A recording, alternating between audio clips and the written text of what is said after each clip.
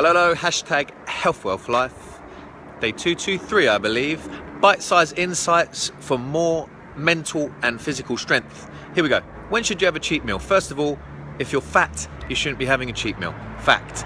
You should not be eating sugary foods or any carbohydrate that is high GI. Look it up, glycemic index. You should not be eating it if you're carrying more fat than you want. Don't do it. So there we go, that's the first part. Second part is, when should you have a cheat meal? If you've been strict, it's really good psychologically and to actually replenish your glycogen stores around every 4 to 6 days. Now, when is that the case? So if you're a man, you should be under 15%, in my opinion. 10%, let me get some power on this phone, 10% is ideal. 10% or under as a man, and 16 to 20. Back in the room, sorry about that. So how do we find this out? So you can do a biosignature, which is a body fat assessment. You can do a DEXA scan,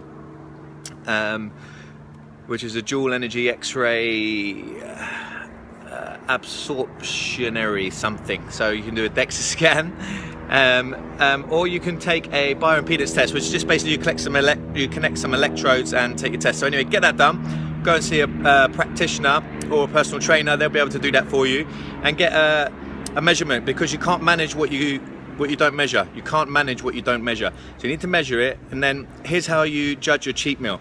You get your body fat into the variables, what I said. So if you're a man, under 15%. If you're a woman, 20 or below. It depends how lean you want to look. And you don't need fat. People say you don't need to get rid of body fat. I'm not saying go to zero, but fat has no contractile capability. So if you want to perform better, it's not contracting, it's just added weight for you. And above a certain level, it's just adding hindrance. It's holding you back, literally, and you don't look as good.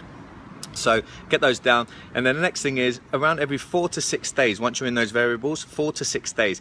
Now you can eat a cheat meal. So it's not a cheat day, it's not a cheat week, it's not a cheat month, it's a cheat meal. So you have your protein, ideally, if you eat protein, you should.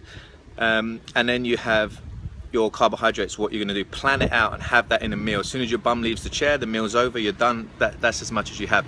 Now, if you take your body fat the next day and it goes up, that means you've had too much carbohydrates for what you can handle. If you take your body fat the next day and it goes down, that means you had a perfect amount of carbohydrates and you replenished your stores well. Now, if your body fat goes up the next day, that means you had too much carbohydrate. Take it down 20% at your next cheat meal. So go back to being strict, go back to doing what you know gets you the results, and take the intake of carbohydrates down by 20% until you get that right, and then until your body fat goes down, because your weight could actually stay the same or go up, and your body fat could go down when you get it right. So your cheat meal could actually benefit you. And that is the way to do it, and that is when you should have your cheat meal, around every 4 to 6 days. Again, judge it, everyone is different, but 4 to 6 days. I like once a week personally, so every 7th day, on the 7th day, that works for me, but you can trial it out. You could get away with one every 4 days, depends how carbohydrate tolerant you are.